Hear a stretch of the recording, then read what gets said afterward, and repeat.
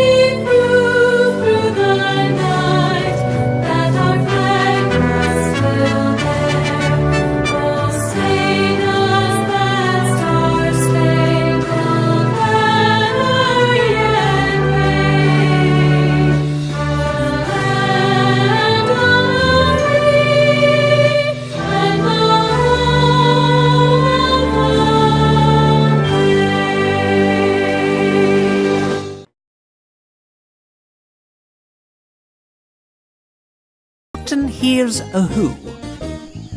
On the 15th of May, in the heat of the day, splashing, enjoying the jungle's great joys, Horton the elephant heard a small noise. He looked toward the sound. There's no one around. I heard a faint yelp, like someone calling for help. I'll help you, said Horton. But who are you? Where? He looked and he looked. He could see nothing there, but a small speck of dust blowing through the air. I've never heard tell of a small speck of dust able to yell. Why, I think that there must be something on top of that small speck of dust. A creature of very small size, too small to be seen by an elephant's eyes.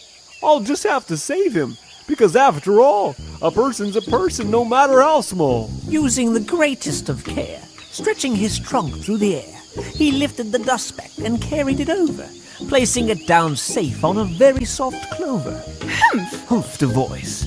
'Twas a sour kangaroo, and the young kangaroo in her pouch said, too. A person on that?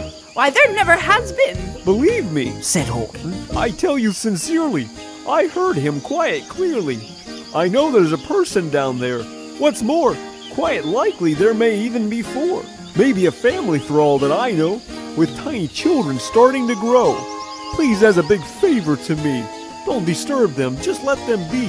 I think you're a fool, laughed the sour kangaroo, and the young kangaroo agreed, saying, Me too. They plunged into the pool with great splashing, and Horton the elephant came dashing. I can't let these small persons be drowned, he said with a frown. I've got to protect them.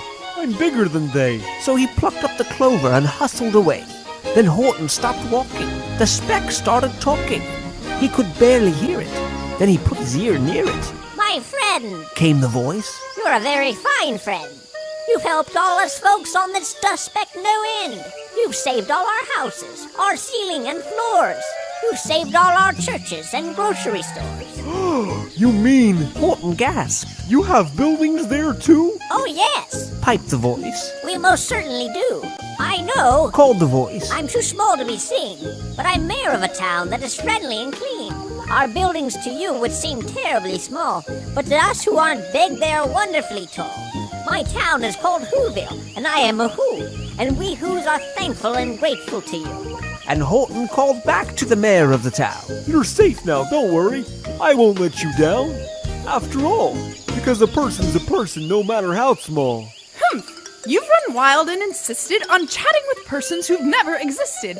I'm here to state, Snapped the big kangaroo, that your silly game is totally through. and the young kangaroo joined in. Me too. With the Wickersham who I've engaged, you're going to be roped and you're going to be caged. As for your dust speck, that we shall boil in a hot steaming kettle of hazelnut oil. Boil it? Gasped Horton. Oh, that you can't do. It's all full of persons. They'll prove it to you. Mr. Mayor! Mr. Mayor! You must prove you were there. Get every who out to holler and shout. If you don't, every who will end up in stew. Down on the dust speck, the scared little mayor called a great meeting in Whoville Town Square, and his people cried loudly. They cried out in fear. We're here, we're here, we're here, we're here. The elephant smiled. That was clear as a bell. You kangaroos heard that very well. We heard no small voices, and you didn't either. And the young kangaroo in her pouch said, Me neither. Grab him! They shouted. Cage the big dope. Wrap him up with miles of rope. Don't let him loose. Dunk that speck in hazelnut juice. Horton fought back with vigor and vim, but the Wickersham gang was too many for him. To the mayor he called. Don't give up. I believe in you all. A person's a person, no matter how small. You very small persons will not have to die if you make yourselves heard.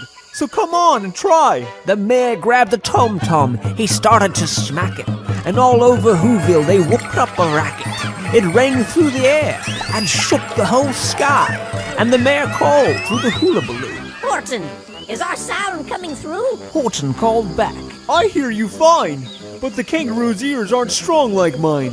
Are you sure every who down in Whoville is working? Quick, look, is anyone shirking? Through the town rushed the mayor from the east to the west, but everyone seemed to be doing his best. But it wasn't enough, all this ruckus and roar. He had to find someone to help him make more.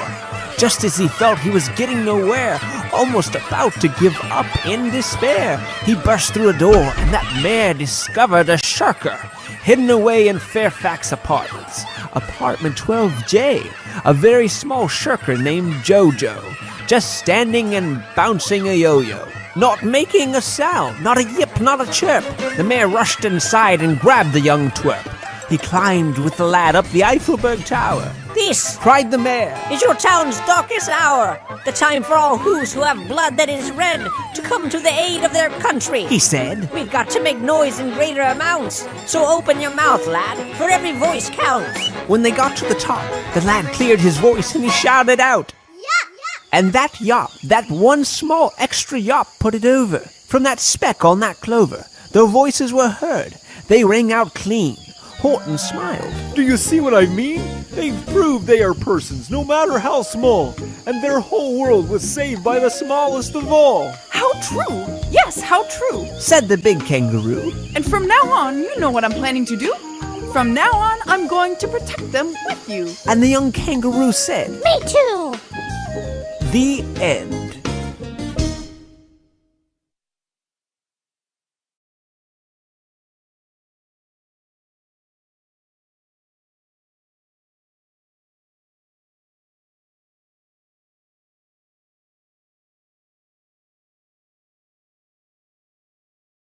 Brings us to the end of the broadcast. And as we always say, have a great day or not, the choice is yours.